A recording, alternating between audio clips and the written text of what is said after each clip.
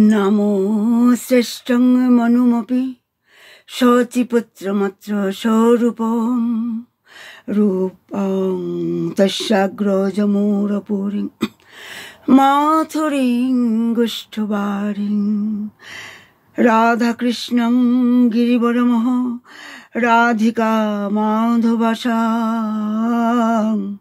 प्राप्तजस्यो प्रथित कृपया श्रीगुरुतं नतोऽस्मि।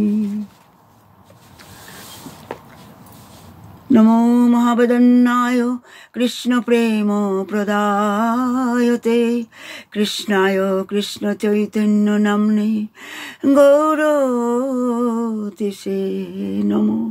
प्रथमे आमी नित्यलीला प्रविष्ट जय ओं विष्णुपाद परमहंस महाभागवत गोविंद प्रेष्ठाय श्री अष्टोत्तर शतश्री श्रीमद स्वामी शिवानंद गोस्वामी महाराजेर चरणे आमार कोटि कोटि दंडवत प्रणाम और समस्त रूपानुग गुरुवर्ग गुरु परम्परा एवं समस्त आचार्यवर्गेर चरणे आमार कोटि कोटि दंडवत प्रणाम और उपस्थित समस्त कृष्ण प्रेम अनुरागी गौर भक्तबिंदेर चरणे आमार कोटि कोटि दंडवत प्रणाम। आज के आमरा विश्व ब्रह्मांडेर अधिपति भुवन मंगल महावेदन्नाय प्रेमावतार जुगावतार सारात्सार अवतार श्री श्री गौरांग महाप्रभुर शास्त्रीय उपदेश एवं तार प्रिय पार्षददेर भुवन मंगल जीवन चरित्र আমরা কিছু রস আস্বাদন করব, যা শোনা মাত্রই আমাদের চিত্তের শুদ্ধি হয়ে যায়। আজকে আমরা সর গোস্বামীর সেই গোপাল ভট্ট গোস্বামীর জীবন চরিত্রদা আমরা কিছু রস আস্বাদন করব। গত ক্লাসেও আমরা অর্ধেক আমরা রস আস্বাদন করেছিলাম। তার আগে আমরা আমার গুরুদেব আমাদের প্রিয় তাকে প্রিয় গুরুদেব বাবা শিবানন্দ গোস্বামী মহারাজের কিছু মূল্যবান কথা আমরা রস আস্বাদন করব। বাবা মন্ত্র দীক্ষা সম্বন্ধে কি বলেছেন? বাবা বলেছেন যে ভগবানের নামে দীক্ষা বা পবিত্র মন্ত্র দীক্ষা হচ্ছে আধ্যাত্মিক জীবনের পবিত্র অনুষ্ঠানগুলির মধ্যে সর্বাধিক পবিত্র এবং তাৎপর্যপূর্ণ। সিদ্ধ মহাত্মা এবং সদ্গুরুর নিকট থেকে গুরুমন্ত্র গ্রহণ হচ্ছে দুর্লভতম সৌভাগ্য। মানে বাবা বলছেন যে একটা ঝিনুক যেমন ধৈর্য এবং ব্যগ্রতার সঙ্গে সাতী নক্ষত্রের উদয়কালে বৃষ্টিপাতের বাড়িকণার জন্য অপেক্ষা করে থাকে, তারপর সেই বাড়িবিন্দু নিজের মধ্যে গ্রহণ করে তাকে নিজের চেষ্টায় অমূল্য একটা মুক্তায় মানে রূপান্তরিত করে।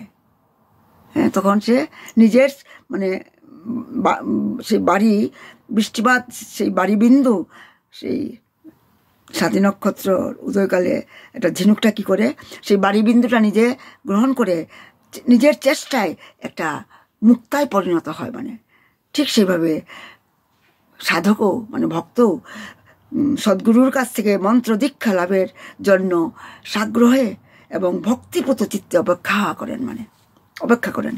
তারপর গুরুর নিকট থেকে দুর্লভ শুভ মুহূর্তে পবিত্র মন্ত্র লাভ করেন এবং মন্ত্রকে নিজের মধ্যে লালন পোষণ করেন এবং নিজের চেষ্টা এবং সাধনার প্রক্রিয়ায় তাকে একটা প্রচণ্ড একটা আধ্যাত্মিক শক্তিতে রূপান্তরিত করেন, যা মানে অজ্ঞান বা অবিদ্যার দুর্গকে ভেঙে একটা আনন্দময় একটা নশ্বরতার অভিজ্ঞতার দ্বার উন্মুক্ত করে দেয়। এটাই হচ্ছে দীক্ষার মহিমা, দীক্ষা লাভের সেটা মন্ত্র দীক্ষার মহিমা, সেটা বাবা বলেছেন। মানে বাবা বলেছেন বাবা মানে দীক্ষা লাভের সর্বোচ্চ মানে দীক্ষা লাভের প্রক্রিয়া দীক্ষিতকে সরাসরি পরম সত্তার সঙ্গে পরমাত্মার সঙ্গে যোগ করে দেয়। মানে মন্ত্র দীক্ষা হচ্ছে সেই মানে এই সোনার শৃঙ্খলের একটা প্রান্ত। অতীন্দ্রিয় এবং আত্মিক অভিজ্ঞতায় অভিজ্ঞতার ঈশ্বর হচ্ছেন এর অন্য প্রান্ত মানে। হ্যাঁ, তাই মন্ত্র দীক্ষার হচ্ছে একটা সোনার শৃঙ্খলের একটা প্রান্ত, আর আরেকটা প্রান্ত হচ্ছে সেই অতীন্দ্রিয় সর্বোচ্চ আত্মিক অভিজ্ঞতার ঈশ্বর হচ্ছেন, ভগবান হচ্ছেন আরেকটা প্রান্ত। হ্যাঁ, আমরা দেখেছি বাবার, আমরা কিছু মানে রূপ বর্ণনা করব। এখন তত্ত্বকথা, আমরা বাবার তত্ত্বকথা শুনলাম, এখন বাবার শারীরিক লক্ষণ আমরা একটু বিচার করব, দেখব আমরা কিভাবে। কারণ শিবানন্দ বাবা ছিলেন বাকসিদ্ধ এবং যথার্থ মহাপুরুষ, তিনি মহাভাগবত ছিলেন। বাবার পদযুগল শঙ্খের মতো, বাবার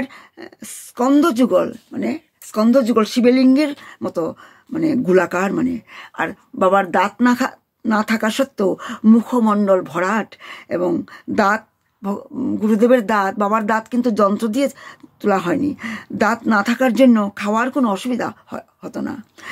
আর শিবানন্দ বাবার বাক্য স্পষ্ট উচ্চারণ করতেন, যদিও দাঁত নেই। শিবানন্দ বাবার কানের পাতা এত পাতলা যে বাতাসে তা মানে কি করে উড়তে থাকে, মানে হাওয়া যখন বসে তখন কানের পাতাটা উঠতে থাকে। আর বাবার নাসিকা গহ্বরের থেকে কর্ণছিদ্রটা অনেক উপরে, কারণ সাধারণত সাধারণ মানুষের নাসিকা গহ্বরের সাথে কর্ণছিদ্রের সমান্তরলতা বজায় থাকে, অথচ যারা মহাপুরুষ, পরমহংস, দিব্যজ্ঞানী পুরুষ, তাদের ক্ষেত্রে কিন্তু সমান্তরলতা বজায় থাকে না। মানে আমরা এখন চৈতন্য চরিতামৃতে প্রবেশ করব।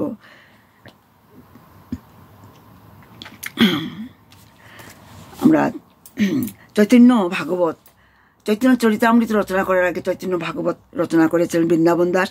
কিন্তু বৃন্দাবন দাস ঠাকুর যে চৈতন্য ভাগবত লিখেছেন সেটা লীলা প্রধান, সেখানে তত্ত্ব এত বেশি ছিল না, লীলা প্রধান ছিল মানে। আর তাই তো স্বরগোস্বামীরা, রূপ গোস্বামী, সনাতন, শ্রীজীব গোস্বামী, রঘুনাথ ভট্ট, রঘুনাথ দাস গোস্বামী, শ্রীজীব গোস্বামী, তারা কৃষ্ণদাস কবিরাজকে বলেছেন তুমি একটা গ্রন্থ রচনা করো। যখন কৃষ্ণদাস কবিরাজ গোস্বামী অনেক বয়সে 100 বছরের উপরে ছিলেন, যখন তিনি চৈতন্য চরিতামৃত লিখেছিলেন, অনেক বয়সে তিনি নিত্যানন্দ প্রভুর দ্বারা আদিষ্ট হয়ে তিনি বৃন্দাবনে তিনি গিয়েছিলেন। আর নিত্যানন্দ প্রভু স্বয়ং প্রকট হয়েছিলেন স্বপ্নে, আর বলেছিলেন হে কৃষ্ণদাস, তুমি বৃন্দাবনে গিয়ে বসবাস করো আর গ্রন্থ রচনা করো।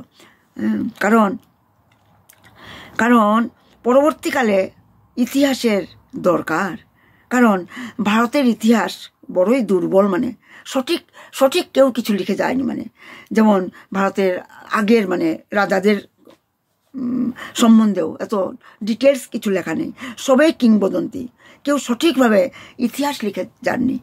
আর তারপর যখন চীন দেশ থেকে, চায়না থেকে যখন হিউংসাং ভারতে এসেছিলেন, তিনি এসে এনকারেজ করেছিলেন ইতিহাস লেখার জন্য। তারপর থেকে ইতিহাস লেখা শুরু হয়েছে মানে।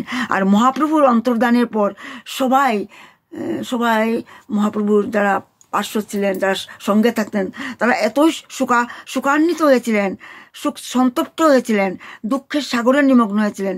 তারা একটা মানে কলম ধরে যে কিছু একটা লিখবে, সেই মানসিকতা তাদের কিছুই ছিল না, কারণ সবাই মহাপ্রভুর বিরহে কাতর ছিলেন মানে। তাই মহাপ্রভুর তারপরে যত সব পার্শ্বদের জীবনচরিত খুবই দুর্বল মানে। মহাপ্রভুর পরে যে পার্শ্বদ যাদের ছিলেন তাদের মানে ভালোভাবে কিছুই জীবনচরিত খুবই মানে দুর্বল, মানে ভালোভাবে লেখা হয়নি। আমরা যা কিছু জানি তা স্বরূপ দামোদরের কর্চা থেকে, মুরারি গুপ্তের কর্চা থেকে, আর চৈতন্য মঙ্গল, লুচন দাসের চৈতন্য মঙ্গল থেকে, আর কবি কর্ণপুরের চৈতন্য নাটক থেকে, মানে এইসব মানে প্রামাণ্য গ্রন্থ থেকে আমরা কিছু জানতে পারি। যেভাবে স্বরূপ দামোদরের কর্চা, মহাপ্রভু কি লীলা করেছিলেন, তারা স্বচক্ষে সেগুলি দেখেছিলেন স্বরূপ দামোদর, তাই না? কবি কর্ণপুর তারা নিজের চক্ষে যা দেখেছিলেন তাই কিছু লিখেছিলেন তারা তাদের কর্চায়। আর প্রামাণ্য, কারণ প্রমাণের সহিত মানে প্রামাণ্য ইতিহাস জানার জন্য তো প্রমাণ চাই, প্রমাণের সঙ্গে অনুমান মিলিয়ে উপাদান সংগ্রহ করা হয়, তাই না? সেটাই তো প্রসেস। প্রমাণের সঙ্গে মানে অনুমান মিলিয়ে উপাদান সংগ্রহ করা হয়। প্রথমে অনুমান, তারপরে হচ্ছে প্রমাণ, এই দুটা মিলে হয় উপাদান। এটাই সিস্টেম। এইভাবে মুরারি গুপ্ত মানে লিখে গেছেন মহাপ্রভুর জীবন চরিত, যা যা লীলা করে গেছেন, বিশেষ করে আজি লীলা। আর লোচন দাস ঠাকুর লিখে গেছেন মধ্যলীলা। এইসব প্রামাণ্য গ্রন্থ থেকে সংগ্রহ করে এক অদ্ভুত গ্রন্থ রচনা করা হয়েছে, সেটা হচ্ছে চৈতন্য চরিতামৃত, যা গৌড়ীয় বৈষ্ণব সমাজে সবচেয়ে বেশি আদরণীয় একটা দিব্য একটা গ্রন্থ। মানে তার কারণ চৈতন্য চরিতামৃত হচ্ছে মানে তত্ত্ব পরিপূর্ণ।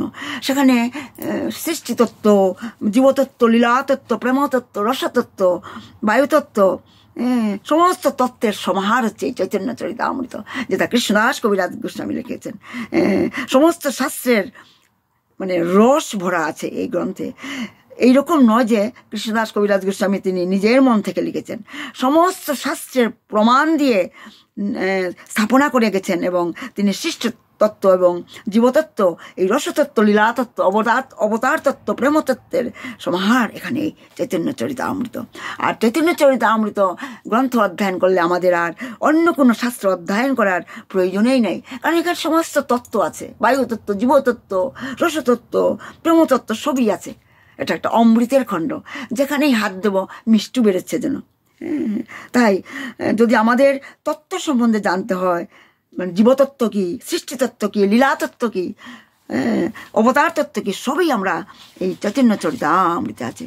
আর কৃষ্ণদাস কবিরাজ গোস্বামী যখন সেটা লিখেছিলেন, তিনি তার বয়স তিনি চোখে দেখতে পারতেন না, হাত কাঁপত, কিন্তু নিত্যানন্দ প্রভুর মানে স্বপ্নে আদেশিত হয়ে মানে আদেশ দিয়েছিলেন নিত্যানন্দ প্রভু কৃষ্ণদাস কবিরাজ গোস্বামীকে। তাই তিনি বৃদ্ধ বয়সও তিনি বিনোদ বিহারীর কাছে তিনি প্রার্থনা করেছিলেন, এবং রাধা বিনোদ বিহারীর আশীর্বাদে তিনি এই চৈতন্য চরিতামৃত প্রায় 105 বছর বয়স ছিল তখন তিনি সেটা লিখেছিলেন। হাত কাঁপতো তখন, কিন্তু সবই তো রাধা বিনোদ বিহারীর আশীর্বাদে, নিত্যানন্দের আশীর্বাদে, গুরুজনের আশীর্বাদে তিনি লিখেছিলেন। আর আজকে আমরা সেই গোপাল ভট্ট, সেই স্বরগোস্বামী মধ্যে গোপাল ভট্ট গোস্বামী, যিনি যখন মহাপ্রভু যখন সন্ন্যাস নেওয়ার পর যখন তিনি দক্ষিণ ভারতে তিনি গিয়েছিলেন হরিনাম বিলাবার জন্য, তখন তিনি শ্রীরঙ্গক্ষেত্রে উপস্থিত হয়েছিলেন। আর সেখানে তখন ভেঙ্কট ভট্টের বাড়িতে তিনি 4 মাস ছিলেন, তখন চাতুর্মাস্য ছিল। আর সেখানে তিনি, আমরা সেইগুলি আগের ক্লাসে আমরা সব রস আস্বাদন করেছি। তাই সেখানে সেই গোপাল ভট্ট গোস্বামী একটা ছোট্ট বালক ছিল তখন, ভেঙ্কট ভট্টের সবচেয়ে ছোট পুত্র ছিল। আর মহাপ্রভু সেই ছোট ছেলেটা সঙ্গলাভ করেছিল, অনেক সেবাও করেছিল, ছোট ছোট কাজ মহাপ্রভুর। আর মহাপ্রভু তাকে কুলে নিতেন তখন। এইভাবে মহাপ্রভু ছোটোবেলা থেকে সঙ্গ পেয়েছিলেন। এরপরে অনেক বছর কেটে গেল, আর মহাপ্রভু বলে গিয়েছিলেন যে তুমি তোমার পিতামাতার বৈষ্ণব, কারণ এই ভেঙ্কট ভট্ট তাদের ইষ্ট দেব ছিল লক্ষ্মীনারায়ণ। তাই মহাপ্রভু যখন যাবার আগে তিনি গোপাল ভট্টকে বলে গিয়েছিলেন, তোমার বৈষ্ণব পিতামাতার অপ্রকটের পর তুমি বৃন্দাবনে আসবে। আর কথা মতো শ্রী গোপাল ভট্ট তিনি বৃন্দাবনে যাত্রা করেছিলেন। আর বৃন্দাবনে পৌঁছে শ্রীরূপ সনাতনের সঙ্গে সাক্ষাৎ করেছিলেন। আর রূপগোস্বামী মহাপ্রভু তখন কাশিতে না, তখন তিনি জগন্নাথপুরীতে ছিলেন, খবর পাঠালেন। আর মহাপ্রভু সুন্দর একটা চিঠি লিখে পাঠিয়েছিলেন রূপগোস্বামীর কাছে। আর গোপাল ভট্টের জন্য কৌপিন পাঠিয়েছিলেন, মানে পরিধানের জন্য কৌপিন এবং বহির্বাস পাঠিয়েছিলেন, একটা চিঠি পাঠিয়েছিলেন। আর সেই চিঠিতে নির্দেশ ছিল, গোপাল ভট্টের প্রতি মহাপ্রভু নির্দেশ দিয়েছিলেন কি কি করতে হবে, সাধন সাধ্যের সম্পর্কে নির্দেশ দিয়েছিলেন। আর গোপাল ভট্ট সেই কৌপিন পেয়ে, বহির্বাস পেয়ে খুব আনন্দিত হয়েছিলেন। এবং সেটা তিনি মহাপ্রভুর মানে বলা হয় কৃপা প্রসাদ গানে তিনি মানে ধারণ করেছিলেন। আর শ্রী গোপাল ভট্ট গোস্বামী 12টি শালগ্রাম তিনি কী করতেন, সেবা করতেন। 12টি শালগ্রাম সেবা করতেন। যেখানেই যেতেন তিনি, আর এই কাঁধের মধ্যে ঝুলাটা থাকতো, সেখানে সেই 12 শালগ্রাম নিয়ে তিনি যেতেন, যেখানেই যেতেন। তার মনে শ্রী একবার বিগ্রহ সেবার ইচ্ছা হলো। বিগ্রহ সেবার ইচ্ছা হলো। তখন তো মানে রাধা মদন মোহন, রাধা গোপীনাথ, রাধা বিনোদ বিহারী, সবাইকে তো বিগ্রহ মূর্তি, তাদের কর্ণে কুণ্ডল, তারপরে কাপড় পরিধান করা, তারপরে মালা পরানো, ওইগুলি তারা শৃঙ্গার করতো তাদের বিগ্রহকে, সব গোস্বামীরা অন্যান্য। আর গোপাল ভট্টের মনে কোনো দুঃখ ছিল, কারণ গোপাল ভট্টের মানে পূজিত হচ্ছে শালগ্রাম শিলা। তাকে তো আর কাপড় পরানো যায় না, কানে রিং পরানো যায় না, গলায় মালা পরানো যায় না, হাতে কঙ্কন পরানো যায় না। তার মনে খুব দুঃখ যে আমি শৃঙ্গার করতে পারছি না, ইচ্ছা খুব বিগ্রহ সেবার ইচ্ছা হলো। সেই সময় একজন ধনী ব্যবসায়ী মানে শ্রী ভট্ট, গোপাল ভট্টকে দর্শনের জন্য সেখানে এলেন। মানে আর সেই শেঠ শ্রী গোপাল ভট্ট গোস্বামীকে সম্ভাষণ করে খুবই মানে খুশি হলেন। মানে আর শ্রী ভগবানের সেবার জন্য বহু মানে অনেক রকমের বস্ত্র অলঙ্কার তিনি অর্পণ করলেন। আর শ্রী গোপাল ভট্ট গোস্বামী সমস্ত দ্রব্য, সেইগুলি মানে শৃঙ্গারের যে কাপড় অলঙ্কার, সেগুলি সেই শালগ্রাম শিলার সামনে তিনি রেখে দিলেন। আর শেঠজি শ্রী গোস্বামী পাদের থেকে বিদায় গ্রহণ করলেন। আর গোপাল ভট্ট কী করলো, সন্ধ্যার সময় শালগ্রামের আরতি করলেন, আর ভোগ অর্পণ করে শালগ্রামকে শয়ন দিলেন। মানে তারপর উপরে একটা ঝুড়ি চাপা দিয়ে দিলেন। মানে আর শ্রী যে গোপাল ভট্ট গোস্বামী অনেক রাত্র পর্যন্ত ভজন করতেন। তিনি ভজন সমাপন করে তিনি নিজে একটু প্রসাদ নিয়ে তিনি শয়ন করলেন। মানে আর সকালবেলা যমুনা স্নান করে যখন শালগ্রাম ঝুড়িটা সরালেন, শালগ্রাম জাগরণ করতে গেলেন, তখন ঝুড়িটা তুলে দেখলেন শালগ্রাম শিলার মধ্যে একটি শালগ্রাম বংশী ধারণ করে ত্রিভঙ্গ রূপে অবস্থান করছেন। হরি বল, জয়। কি সুন্দর মানে লীলা, মানে রাধারমন কি জয়, রাধারমন কি জয়। সেই শালগ্রাম 12টার মানে অনেকগুলি শালগ্রাম ছিল, 12টা বুঝি না কতটা ছিল। তার মধ্যে একটা মানে ত্রিভঙ্গ মুরারি শ্যাম সুন্দর, সেই ব্রজেন্দ্রনন্দন যেই সচেষ্ট হইল, সেই বলরাম হইল নিতাই, ব্রজেন্দ্রনন্দন, যশোদানন্দন, শ্যামসুন্দর ত্রিভঙ্গ মুরারি রূপে তিনি প্রকট হলেন। মানে আর শ্রী ভট্ট, গোপাল ভট্ট সেই অপূর্ব মূর্তি দর্শন করে আনন্দ সাগরে ভাসতে লাগলেন। সাষ্টাঙ্গে বন্দনা করে নানা রকমের স্তব স্তুতি করে মানে করতে লাগলেন। এই সংবাদটা, এই শুভ সংবাদটা রূপ গোস্বামী এবং সনাতন গোস্বামী আর তাছাড়া বৃন্দাবনের সমস্ত বৈষ্ণবরা জানতে পেরে তারা সেখানে শীঘ্রই উপস্থিত হলেন। মানে আর সেই কি সুন্দর সেই রূপ, ভুবন মোহন রূপ দর্শন করে প্রেমাশ্রু ধারায় সবাই সিক্ত হতে লাগলেন। কারণ আপনারা নিশ্চয়ই দেখেছেন রাধা রমণের একদম ছোট কিন্তু বিগ্রহ, আর রাধা দামোদর, রাধা বিনোদ বিহারী, রাধা গোবিন্দ মূর্তিগুলো অনেক বড় বড়।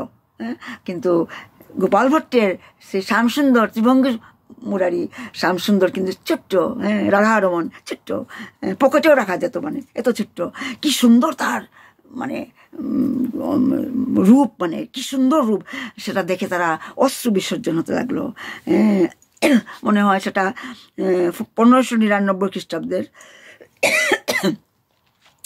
থেকে 1542 বৈশাখী পূর্ণিমাতে এই বিগ্রহ প্রকট হয়েছিল। মানে আর গোস্বামীগণ তার নামকরণ করলেন শ্রী রাধারমণ দেব। রাধারমণ কি জয়। আর কোনো এক সময় গোপাল ভট্ট গোস্বামী হরিদ্বারের কাছে সাহারনপুরে দেববৈন্দ গ্রামে শুভ বিজয় করেছিলেন। মানে একবার তিনি হরিদ্বার গিয়েছিলেন, সেইটা গ্রামটাতে সাহারনপুর গ্রামে। একদিন যখন গ্রামের মধ্যে এক ভক্ত গৃহে তিনি শুভ বিজয় উৎসব করছেন, আর বিকেলবেলায় হঠাৎ বৃষ্টি আরম্ভ হলো। আর পথে এক ব্রাহ্মণের গৃহে তিনি আশ্রয় নিলেন। মানে আর ব্রাহ্মণটি অত্যন্ত মানে ভক্তিমান ছিল। শ্রী ভট্ট গোস্বামীকে খুব আদর যত্ন করলেন। আর গোস্বামী গোপাল ভট্ট গোস্বামী খুবই খুশি হলেন, তার আতিথেয়তায় মানে খুশি হলেন। আর সেই ব্রাহ্মণটি অপুত্রক ছিলেন, মানে পুত্র সন্তান ছিল না। তিনি আশীর্বাদ করলেন, তোমার হরিভক্তি পরায়ণ পুত্র হবে। গোপাল ভট্ট গোস্বামী সেই ব্রাহ্মণকে আশীর্বাদ করলেন, তোমার পুত্র হবে, হরিভক্তি পরায়ণ পুত্র হবে। আর ব্রাহ্মণ বললেন, প্রথম পুত্র আপনার সেবার জন্য আমি দিয়ে দেব, মানে সেটাই তিনি প্রতিজ্ঞা করলেন। তারপর গোপাল ভট্ট গোস্বামী কিছুদিন তিনি সেই গ্রামে, সাহারনপুর গ্রামে, সে হরিদ্বারের কাছে, সেই সাহারনপুর গ্রামে হরিনাম প্রচার করার জন্য বৃন্দাবনে আবার ফিরে এলেন, মানে সেখানে হরিনাম প্রচার করলেন সেই গ্রামে। আর তিনি বৃন্দাবনে ফিরে আসলেন। আসবার সময় তিনি গণ্ডকী নদী থেকে 12টি শালগ্রাম এনেছিলেন। 12টি, সেই 12টি শালগ্রামের মধ্যে একটি মূর্তি প্রকট করে শ্রী রাধা রমন দেব নাম ধারণ করেন। সেটা একটু আগে আমরা আলোচনা করলাম। তারপর প্রায় 10 বছর কেটে গেল। একদিন গোপাল ভট্ট গোস্বামী দুপুরবেলায়, মধ্যাহ্নকালে যখন যমুনা নদীতে স্নান করে মানে ভোজন কুটিরে যখন ফিরছেন, দূর থেকে দেখলেন একটা শিশু দরজায় বসে আছে, মানে আর শিশুটি গোপাল ভট্টকে দেখে উঠে দাঁড়ালো এবং দণ্ডবোধ প্রণাম করলো সে, সেই ছোট্ট বালকটি। গোপাল ভট্ট জিজ্ঞাসা করলেন, তুমি কে? তখন সেই বালকটি উত্তর দিল, আমি সাহারনপুর গ্রাম থেকে, আমি দেববৈন্য গ্রাম থেকে আমি এসেছি। গোপাল ভট্ট বললেন, তোমার পিতার নাম কি? কেন আমার কাছে তুমি এসেছো?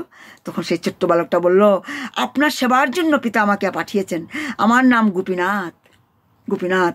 তখন গোপাল ভট্ট তার আগের কথা মনে পড়ে গেল, কারণ সেই 10-15 বছর আগে তিনি হরিদ্বারে সেই সাহারানপুর গ্রামে গিয়েছিলেন।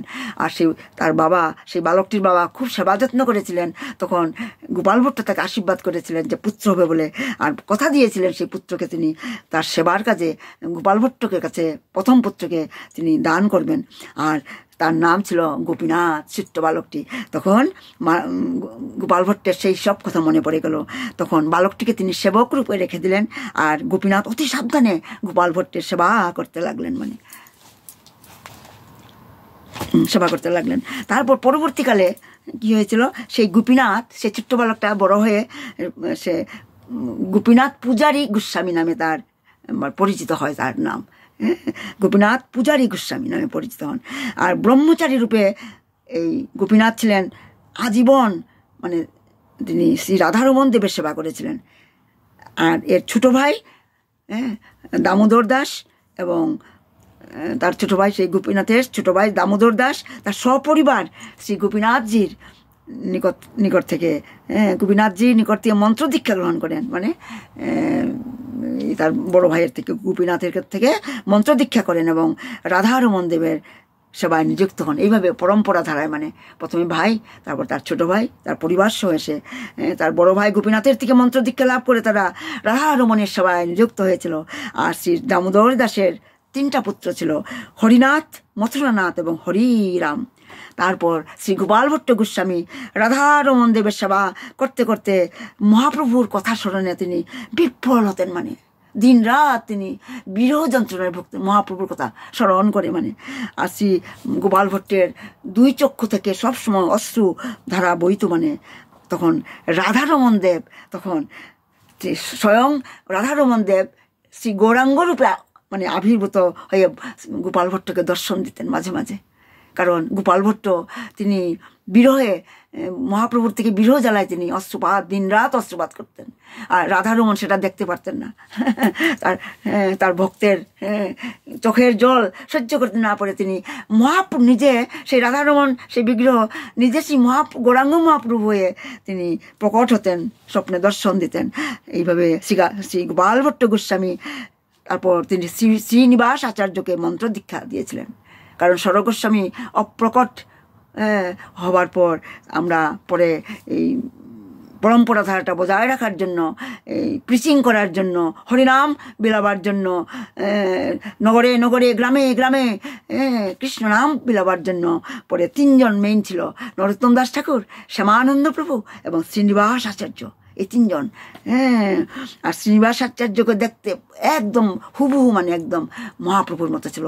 কেউ দেখলে বুঝতে পারতো না শ্রীনিবাস আচার্যকে মহাপ্রভু না শ্রীনিবাস আচার্য। আর গোপাল ভট্ট গোস্বামী এই শ্রীনিবাস আচার্যকে মন্ত্র দীক্ষা দিয়েছিলেন। আর শ্রীমৎ সনাতন গোস্বামী শ্রী গোপাল ভট্ট গোস্বামীর নামে কি করেছিলেন? হরি ভক্তি বিলাস রচনা করেছিলেন। এইভাবে শ্রী গোপাল ভট্ট গোস্বামীর মানে কি বলা হয়, ষট সন্দর্ভের কারিকা, কৃষ্ণ করুণামৃতের টিকা, এইভাবে অনেক নানা গ্রন্থ তিনি রচনা করেন। মানে চাইতো এই গৌর গণোদ্দেশ দীপিকায় কবি কর্ণপুর তিনি এই গোপাল ভট্টের সম্বন্ধে কি লিখেছেন? বলেছেন, অনঙ্গ মঞ্জরি সাধ্য গোপাল ভট্টক ভট্ট গোস্বামিনাং কুচিদাহ শ্রী গুণমঞ্জরি। খুব গভীর তত্ত্ব কথা। কারণ এই যে সনাতন গোস্বামী, এই যে স্বরগোস্বামী, যারা যে রূপ গোস্বামী, সনাতন গোস্বামী, শ্রীজীব গোস্বামী, রঘুনাথ দাস ভট্ট গোস্বামী, এই স্বরগোস্বামীরা তারা ছিলেন কিন্তু মঞ্জরি। যেমন সনাতন গোস্বামী ছিলেন অনঙ্গমঞ্জুরি, লবঙ্গমঞ্জুরি, আর রূপ গোস্বামী ছিলেন রূপমঞ্জুরি। এরা সবাই কিন্তু মঞ্জুরি ছিল, মানে কৃষ্ণলীলায় 5000 বছর আগে। আর গৌরলীলাতে তারা এইভাবে তারা রূপ গোস্বামী, সনাতন গোস্বামী, শ্রীজীব গোস্বামী, তারা মহাপ্রভুর পার্শ্বদ হয়ে তারা এসেছিলেন। আর এই যে গোপাল ভট্ট গোস্বামী তিনি ছিলেন অনঙ্গমঞ্জুরি। আবার কোনো কোনো জায়গায় আবার গুণমঞ্জুরিও বলা হয়েছে। আজ আমি এখানেই বিরাম দিচ্ছি। নিতাই গৌ সীতানাথ প্রেমানন্দে হরি হরি বল। জয় গুরুদেব কি জয়, জয় শিবানন্দ বাবা কি জয়। আর